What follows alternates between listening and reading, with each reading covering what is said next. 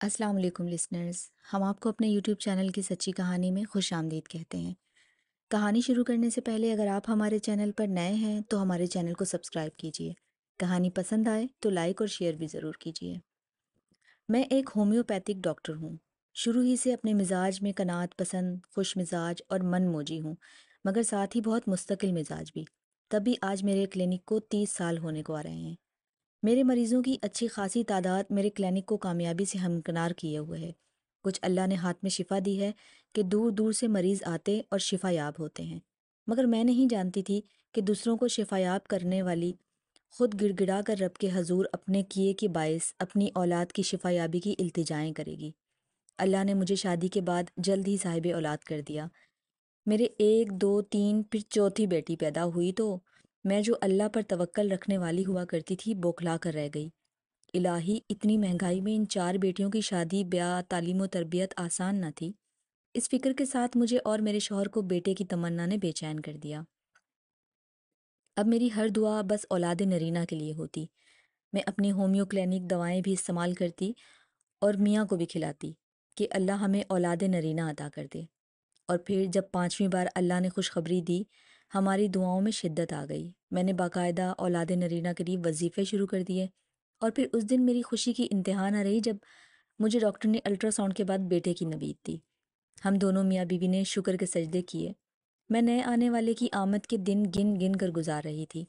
انہی دنوں میں نے اپنے کلینک میں بیٹھی تھی کہ ایک ٹرسٹ والے کلینک میں آ گئے۔ وہ معذور بچوں کے لیے فنڈ جمع کرتے تھے۔ وہ مجھ سے فنڈ کا تقاضا کرنے لگے۔ کافی دنوں سے میری دراز میں ایک 100 روپے کا کرارا نوٹ پڑا تھا، مگر استعمال کیوں نہیں ہو سکا تھا کہ اس کے ایک نمبر کی جگہ ایک چھوٹا سا سوراخ تھا، جس کی وجہ سے نمبر غائب تھا۔ میں نے یہ سوچے سمجھے بغیر کہ اللہ کی راہ میں ہمیشہ اچھا اور پاکیزہ مال دینا چاہیے، وہ سوراخ زدہ 100 کا نوٹ حاتم تائی کی قبر پر لات مارتے ہوئے معذور بچوں کے لیے خیرات میں دے دیا۔ اس لمحے میں سوچ بھی نہیں سکتی تھی کہ اللہ کو میرا یہ ادنا سا عمل کتنا ناگوار لگے گا، جس کا مجھے آگے چل کر نتیجہ بھگتنا پڑے گا۔ لیکن میں رب کی شکر گزار ہوں کہ رب نے مجھے اسی دنیا میں میرے گناہ کی سزا دے کر مجھے معاف بھی کر دیا۔ نہ جانے اس عمل کی سزا آخرت میں بھگتنا پڑتی تو کیا کرتی۔ 100 روپے کی خیرات کے کچھ ہی دنوں بعد اللہ نے وہ دن بھی دکھایا جب میں سخت تکلیف سے تڑپ رہی تھی۔ لمحہ لمحہ مجھ پر نزع کی کیفیت طاری ہو رہی تھی۔ میری 4 بیٹیوں کی پیدائش بہت آسانی سے ہو گئی تھی، مگر اس بار مجھے سخت مشکل کا سامنا تھا۔ خدا خدا کر کے اللہ نے یہ مشکل مرحلہ طے کرایا۔ میں نیم غنودگی اور نقاہت کی حالت میں بیڈ پر لیٹی تھی۔ تبھی نرس نے میری دعاؤں کا ثمر میرا بیٹا میری گود میں دیا۔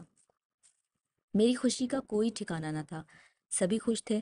میرے شوہر کی آنکھوں میں خوشی کے آنسو تھے، وہ بھی بہت شکر بھری نظروں سے مجھے دیکھ رہے تھے۔ تبھی نرس نے بتایا کہ بچے کی کمر کے نچلے حصے میں ایک چھوٹا سا سوراخ ہے۔ ویسے بچہ بالکل نارمل اور صحت مند ہے، فکر کی کوئی بات نہیں ہے۔ ہم نے بچے کی کمر پر پٹی لگا دی ہے، آپ لوگ بچے کو کسی بڑے ڈاکٹر کو چیک اپ کروا دیجیے گا۔ بچہ کیونکہ نارمل ہوا تھا لہٰذا مجھے جلدی چھٹی دے دی گئی اور میں بچے کو لے کر گھر آ گئی۔ ہم نے بچے کا نام عمر رکھا کہ یہ ہماری دعاؤں کا ثمر تھا۔ بچہ بہت خوبصورت اور توانا تھا، مگر اس کی کمر کا ناسور بڑھنے لگا تھا۔ ہم نے کئی ڈاکٹروں کو دکھا دیا، انہوں نے آپریشن کا مشورہ دیا، مگر وہ ساتھ ہی کہتے تھے کہ بچے میں معذوری بھی آ سکتی ہے۔ میں بہت شچ و پنج میں تھی۔ میں خود ڈاکٹر ہو کر بے بس تھی۔ یہ ایسا مسئلہ تھا کہ میں اس ناسور کو گہن لگ چکا تھا۔ میرے بچے کی کمر کا ناسور دن بدن بڑھنے لگا تھا، وہ گہرا ہوتا جا رہا تھا، یہاں تک کہ ریڑھ کی ہڈی نظر آنے لگی تھی۔ ڈاکٹر نے ایسی بات کہی تھی کہ دل آپریشن کے لیے راضی نہ ہوتا تھا۔ میں اپنے بچے کو معذور دیکھنے کے لیے آمادہ نہ تھی۔ میں اس کی کمر کی جتنی دیکھ بھال کرتی ناسور اتنا ہی گہرا ہوتا جاتا۔ اب سوائے اس کے کہ کوئی راستہ نہ تھا کہ میں ہر مشکل میں ہمیشہ کی طرح خدا سے گڑ گڑا کر التجائیں کروں کہ وہ میرے بچے کو صحت عطا کر دے۔ اچانک میرے دل میں خیال آیا کہ ڈاکٹروں کی اتنی فیس دوں گی، کیوں نہ پہلے صدقہ کروں۔ صدقہ بلاؤں کو ٹالتا ہے۔ ہم بیماریوں کے علاج پر تو بے دریغ خرچ کرتے ہیں، صدقے کی طرف ہمارا خیال کم ہی جاتا ہے۔ سب لوگوں کا مشورہ تھا کہ بچے کا سوراخ جس تیزی سے بڑھ رہا ہے اس کے لیے بہرحال ہمیں رسک لینا ہوگا اور آپریشن کروانا ہوگا، باقی اللہ کے ہاتھ میں ہے۔ لہٰذا آپریشن کی تاریخ لے لی گئی۔ ساتھ ساتھ میری دعاؤں میں انتہائی رقت اور شدت آ چکی تھی۔ میں ہر وقت اپنے رب سے گڑ گڑا کر دعائیں کرتی تھی، انہی دنوں میرے والدین حج کے لیے روانہ ہو گئے۔ میں نے ان سے خصوصی طور پر بیت اللہ میں اپنے بیٹے کی صحت یابی کے لیے دعا کرنے کو کہا۔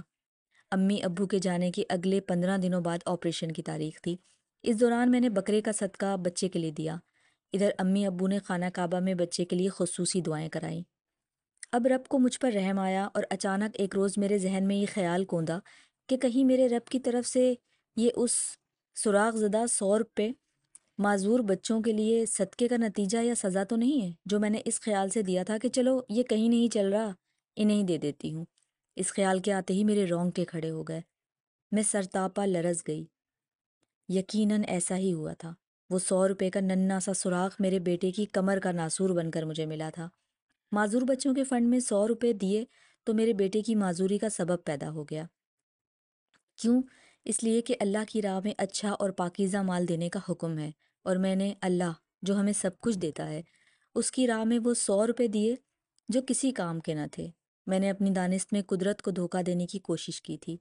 اتنا بڑا گناہ مجھ سے نادستگی میں ہو گیا، یہ میں نے کیا کر دیا؟ اس خیال کے آتے ہی میں سجدے میں گر گئی اور اللہ سے رو رو کر معافی مانگی۔ وہ بڑا کریم ہے اور رب نے مجھے معاف کر دیا۔ سجدے سے اٹھی تو دل کا بوجھ جیسے ہلکا ہو چکا تھا۔ ہومیوپیتھک میں ایک مرہم ہوتا ہے، کینڈولا۔ میں نے وہ مرہم اپنے بچے کی کمر کے ناسور میں بھرا اور اسے کھلا چھوڑ دیا۔ دن میں 3 بار میں ایسا کرتی اور صفائی کرتی۔ قارئین، آپ یقین کریں، تیسرے دن میرے بیٹے کا زخم خود بخود اس ایک مرہم سے بھرنا شروع ہو گیا، اور آپریشن کی تاریخ آتے آتے میرے بچے کا زخم 75% ٹھیک ہو گیا تھا۔ زخم کس طرح بھرا میں نہیں جانتی، بس میں تو اتنا جانتی ہوں کہ اللہ بڑا رحیم و کریم ہے۔ اس نے مجھے آزمائش میں ڈال کر مجھے ہدایت بخشی اور میرے بچے کی زندگی۔ آج میرا بیٹا بالکل صحت مند نارمل ہے۔ اللہ کے حضور شکر گزاری کے طور پر میں نے اپنے بیٹے کو حافظ بنایا ہے تاکہ وہ اپنے رب کی حمد و ثنا کرتا رہے۔